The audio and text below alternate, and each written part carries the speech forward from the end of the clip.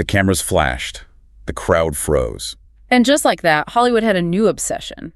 But this time, the obsession isn't a scandal. It is actually a playlist. Welcome to Starscope Report. Join Jordan and Jamie as they uncover Hollywood drama, music industry shakeups, and viral influencer scandals. From red carpet surprises to social media controversies, we dive deep into the stories behind the fame. And our main headline for this deep dive is literally everywhere right now. It's this idea that Taylor Swift's listening habit points to a different side of her music taste. It really does. I mean, imagine being the biggest pop star on the planet, right? Oh, the pressure has to be insane. Every single lyric you write is analyzed by millions of people. Right. It's treated like some sort of ancient sacred text that everyone is just desperate to decode. Exactly. The pressure to curate this flawless public image is immense. So what happens when the music you listen to in secret, like the raw, unfiltered art you use to process your own life, is suddenly broadcast to your 280 million followers? Well, when an artist of that magnitude pulls back the curtain on their personal playlist, it is never an accident. It gives you a direct window into their current headspace. And the headline setting the stage for us today gives us quite the window. Yeah. So in August 2026, Taylor Swift took to Instagram to celebrate Phoebe Bridgers' 32nd birthday. And she didn't just post like a generic happy birthday message. No, not at all. Yeah. Swift posted the cover of Bridgers' brand new album, Lost Weekend. Right. And she declared to the world that she hasn't been able to stop listening to it. She actually called the project an absolute triumph. Which is wild. Coming from someone whose own listening habits are usually pretty guarded, that level of public endorsement is significant. It really signals a massive creative alignment. So we've gathered a stack of fresh sources to help you figure out exactly what this alignment means. We've got some really good stuff today. We are looking at extensive music reviews from Beats Per Minute, Still Listening, and The Guardian. Yeah, and we've also pulled a really comprehensive friendship timeline from her campus. Plus, we are diving into a brand new, highly detailed academic paper from Binghamton University. And that's not even the wildest part. Later in this deep dive, we'll talk about a shocking twist in her lyrics that nobody saw coming. Oh, it is such a good twist. Yeah. So we are going to unpack what Swift's current obsession with Bridgers reveals about the evolution of her own music, how she handles her critics, and the complex data behind her songwriting. But to really grasp the implications for Taylor Swift, we first need to understand the anatomy of the album playing in her headphones right now. Right. We need to look at what Lost Weekend actually is. And it is a heavy, heavy piece of work. For context, if you haven't been following indie music lately, this is Bridgers' first solo album in 6 years. Yeah, her first since Punisher dropped way back in 2020. Exactly. And the reviews from critics are completely unanimous here. This record is relentlessly raw. I mean, it tackles intense grief and highly public heartbreak in a way that feels, well, just uncomfortably messy. But the messiness is entirely intentional, right? No, absolutely. Reviewers from The Guardian and Beats Per Minute both focus heavily on how Bridgers is using this album to grapple with the death of her father, Tony, who passed away in 2022. Right, because they had a notoriously strained, really difficult relationship, and the album actively refuses to sugarcoat that dynamic. It actively highlights it. Like on the track, Still Standing, Bridgers sings about searching her mind for fond childhood memories. But she admits she only comes up with recollections of spousal abuse and emotional distance. Yeah. She has a line where she literally sings about feeling indifferent while wearing black to mourn him. Wow. And then it gets crazier. On the track, Never Going Back, she ends the song with an actual unedited voicemail from her late father. Okay, I have to stop here and ask a question. Putting an actual voicemail from a deceased parent you had a toxic relationship with at the end of a pop song, isn't that crossing a line? Like into being emotionally manipulative of the listener. Yeah. It undeniably pushes the boundary of comfort.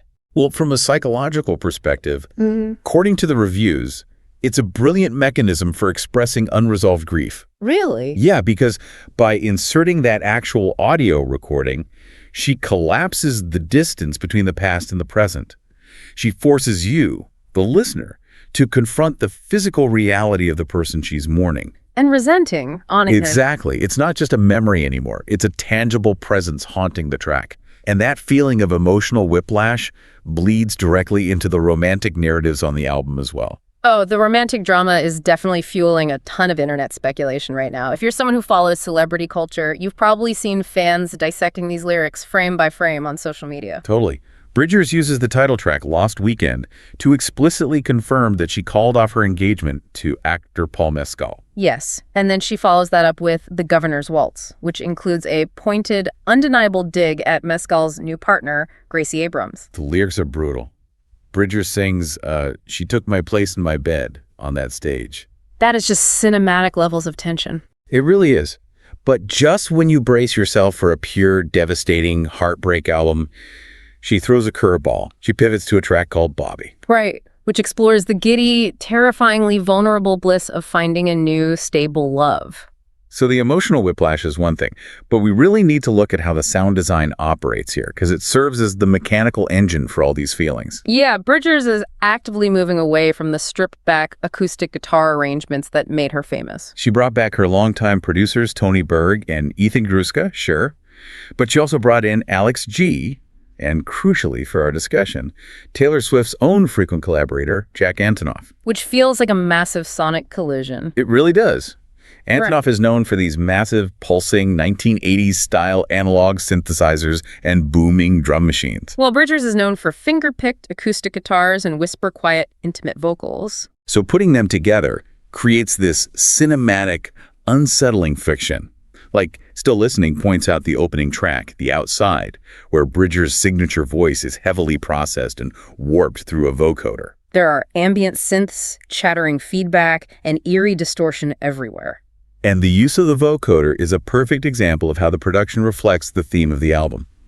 Let me break down how that actually works for you, the listener, because it's a fascinating piece of technology. Yeah, a lot of people don't really know what a vocoder does mechanically. Right, so a vocoder basically takes two audio signals. It takes a carrier wave, like a harsh robotic synthesizer, and a modulator, which is the human voice. Okay. And it forces the synthesizer to mimic the phonetic shapes of the words being sung.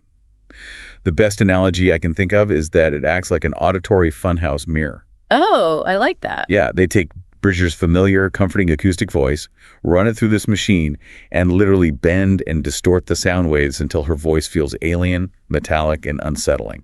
You recognize the shape of her, but the reflection is totally warped. Exactly. That auditory funhouse mirror effect is the mechanism driving the entire album.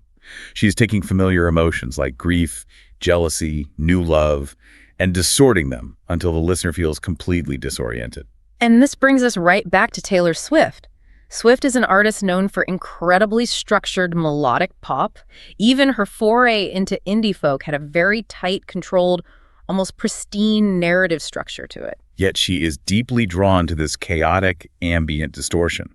Swift explicitly noted in her birthday post that she admires Bridgers because she trusts the listener with this much honesty. She is drawn to Bridgers' willingness to let the seams show. Yeah, and for the past few years, we've seen Swift actively trying to cultivate this exact type of raw, unvarnished storytelling in her own work. This willingness to expose the ugly, unflattering truth isn't just why Swift is listening to her right now. It's actually the foundation of their entire creative relationship. A relationship built on confronting uncomfortable realities.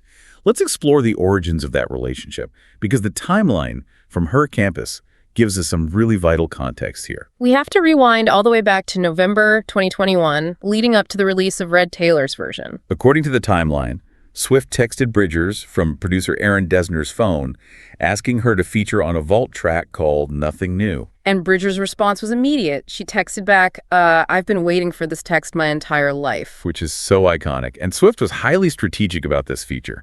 She stated in an interview with Seth Meyers that the song required a very female artist perspective. The collaboration clearly worked because it sparked a massive professional and personal overlap. Oh, definitely. Bridgers presented Swift with the 2023 iHeartRadio Innovator Award. She opened for 12 stops of the Eras Tour, and the two of them were recently spotted together in the UK, attending the wedding of recording engineers Laura Sisk and Ollie Jacobs. So they have this organic friendship that blossomed from it, sure, but I kind of have to challenge the initial premise of that collaboration. Okay, how so? Well, in 2021, Swift was a massive global pop star in the middle of this highly calculated project to reclaim her masters. Bridgers was the undisputed darling of sad indie folk. Right. So tapping Bridgers for a feature feels a bit like a legacy act trying to buy current relevance. Was this just a calculated aesthetic move by Swift to gain indie credibility? It's super easy to view it through the lens of pure PR strategy. Yeah. But if you analyze the mechanics of the song itself, you realize why Bridgers' specific vocal presence was a thematic necessity. Really? Yeah. Nothing New is not just a melancholic indie ballad. The lyrics are a laser-focused critique of ageism in the music industry. Oh, right. Swift sings, "Lord, what will become of me once I've lost my novelty?" Exactly. She is dissecting the very specific gendered fear of becoming disposable as a female artist once you're no longer the shiny new teenager. So you're saying Bridgers wasn't just there for a cool, breathy vocal texture. Exactly the opposite. Bridgers was brought in to provide gravity. When you have two women from slightly different generations of the industry harmonizing on the fear of being replaced by the next young ingenue, it elevates the song from a personal anxiety to a structural critique. Swift uses Bridgers' voice to validate and amplify a complex gender issue. Which brings us to the most surprising part of our deep dive today. That thematic critique of ageism in Nothing New wasn't just a fleeting observation. No, it turns out to be a vital data point in a brand new academic study out of Binghamton University that maps the entire evolution of Taylor Swift's relationship with feminism. But before we dive into this data, I want to make something explicitly clear to you listening right now. We are about to discuss an academic paper published in the manuscript Journal of Taylor Swift Studies. And it deals with highly charged political concepts like feminism, internalized sexism, and the patriarchy. So our goal here isn't to validate the researchers' political viewpoints or to declare what is objectively right or wrong in the culture war. We are strictly unpacking how this specific study measured and interpreted these themes within the lyrics. Exactly. We are just looking at what that data tells us about Swift's writing process. So with that context in place, the Binghamton study is a fascinating piece of research because the author explicitly sets out to test prevailing critical narratives. A lot of music critics, like Clementine Oberst, have argued that Swift's recent albums abandoned the overt political feminism of her 2019 Lover era in favor of pure aesthetics. Right. And the researcher wanted to see if the data actually supported that claim. The methodology they used to test this is incredibly rigorous. Tell them how they did it, because it's pretty wild. Okay, so the researcher took every single song in Swift's discography from 2006 to 2025 and coded them. And if you aren't familiar with academic research, coding basically means the researcher read through thousands of lines of lyrics and looked for specific themes. Right, like gender tropes, observations of double standards, or power dynamics, and then they assigned a specific tag to them. They built a massive database to track these themes mathematically over 2 decades, and the findings completely defy expectations. If you're loving these Hollywood twists, make sure you're subscribed. We've got even crazier stories ahead. Yep. Because the data here is just mind-blowing. It really is. According to the framework established by the researcher, Swift's early work actually scores quite high for internalized sexism. Yeah, when looking at albums like Taylor Swift, Fearless, and Speakin', now the researcher coded multiple instances where the lyrics utilized slurs against other women. Or reinforced restrictive gender hierarchies. But how does the researcher define that in the context of, say, a country pop album like Fearless? Well, the paper explains that on those early albums, Swift frequently combined neutral markers of gender difference, like what a girl wears versus what a boy wears, with tropes that actively endorsed a hierarchy. Oh, like pitting herself as the relatable good girl against a hyper-feminine, antagonistic other woman? Exactly. But the researchers' data also shows that this wasn't a static trait at all. Meticulously graphing these codes reveals a massive, steady upward trend over Swift's career of her critiquing these exact same restrictive roles. But wait till you hear what came next, because the data completely contradicts what the critics were saying. Yeah, according to the mathematical frequency of these themes, Swift's critique of gender roles actually peaks in her most recent work. The paper identifies the Tortured Poets Department, the anthology, as her most fiercely feminist album to date. The researcher found that across 13 different songs, she actively dismantles double standards, calls out slut-shaming, and heavily deconstructs the mad woman trope. And the deconstruction of that specific trope is a major focus of the study. For those who might not know, the mad woman trope is a literary device dating back centuries. It occurs when a woman possesses entirely justified anger or grief regarding how she's been treated, but the narrative, or society in general, dismisses her as clinically insane, hysterical, or simply crazy. Her valid emotions are weaponized to discredit her. And according to the Binghamton researcher, Swift spends a massive portion of the Tortured Poets Department pointing out how the media and the public utilized this exact tactic against her. And this brings us back to a crucial detail regarding her collaborations. The paper notes this huge anomaly in her discography. Oh, right. While Swift frequently features female vocalists on her tracks, the researcher observed that she almost never utilizes them to explicitly critique sexism or patriarchal structures. There is one sole glaring exception in the entire 20-year database. Phoebe Bridgers on Nothing New. Bridgers is the anomaly. Swift invited her into the studio specifically to voice a shared structural critique of how women are discarded as they age. It's genuinely fascinating that the hard data proves her songwriting was exploring feminist theory more deeply at the exact moment critics accused her of abandoning it. Just because she stopped writing obvious slogan-heavy pop anthems. But hold on. If the Tortured Poets Department was her absolute peak of dismantling these structures, what happened on her subsequent 2025 album, TLOAS? Yeah. Does the data show a straight line of continuous enlightenment? Far from it. And that is where the nuance of this study becomes incredibly valuable. The researchers' data shows that on TLOAS, there was a sudden, measurable reappearance of the exact same internalized sexism and anti-women tropes that categorized her earliest albums. Wait, really? So she spent almost 2 decades deconstructing these tropes, peaked, and then just lost the thread completely? Well, the researcher frames it differently. It proves that Swift's approach to these issues isn't a sanitized, perfectly managed corporate brand. It is an ongoing, messy human evolution. Right, because regularly critiquing a system doesn't make an artist immune to occasionally falling back into the traps of that system. Exactly. The data illustrates a person navigating complex societal structures in real time, making breakthroughs and sometimes stumbling backward. Wow. And if you think about it, that realization perfectly aligns with why she's currently so vocal about her obsession with Bridgers' Lost Weekend. Stay tuned and hit that subscribe button so you don't miss what's coming next, because this connection is everything. It really ties it all together. Bridgers' new album isn't about perfectly resolving your grief. It isn't about finding a neat, empowering moral lesson at the end of a breakup. No, it is an album that aggressively celebrates messy, unresolved, contradictory human emotions. It's an album that says it's okay to feel totally indifferent at a funeral, or to be incredibly petty and jealous about an ex's new girlfriend. If you are a listener trying to navigate a chaotic world, you don't always want a pristine, packaged emotional resolution. Swift is publicly championing Lost Weekend because she is recognizing the sheer power in Bridgers' refusal to clean up the narrative. Bridgers is presenting the ugly truth, and Swift is signaling her deep appreciation for art that reflects the imperfect reality of being human. The exact same imperfect reality that the Binghamton data uncovered in Swift's own decades-long songwriting evolution. So why should you care about all of this? Because understanding these mechanics challenges you to look past the surface level of celebrity gossip. It is so incredibly easy to get caught up in the Paul Mescal drama, or to just passively scroll past the red carpet photos of Swift and Bridgers hanging out. But if you actually pay attention to the production techniques, the academic data, and the history behind these collaborations, you see the real story.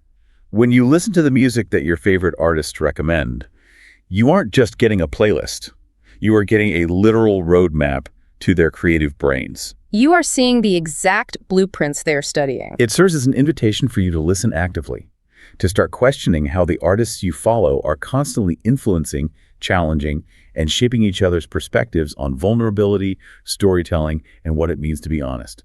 Which leaves us with a massive question to ponder as we wrap up. Yeah, think about this. If Taylor Swift is currently immersing her creative brain in the ambient, heavily distorted, feedback-drenched grief of Phoebe Bridgers' Lost Weekend, what does that predict for the sound and the emotional rawness of Swift's next era? It's an incredibly tantalizing thought. If Swift is actively internalizing Bridgers' willingness to make the listener deeply uncomfortable, to put the ugly emotions front and center without a filter. Could Swift's next project be her darkest, most experimental, and least commercial work yet? Will she build her own auditory funhouse mirror for us to walk through? We'll just have to wait and see what door she opens next. You've been listening to Starscope Report, where Jordan and Jamie uncover the stories shaping Hollywood, music, and pop culture. Thanks for tuning in, and don't forget to subscribe for more stories that keep the stars shining.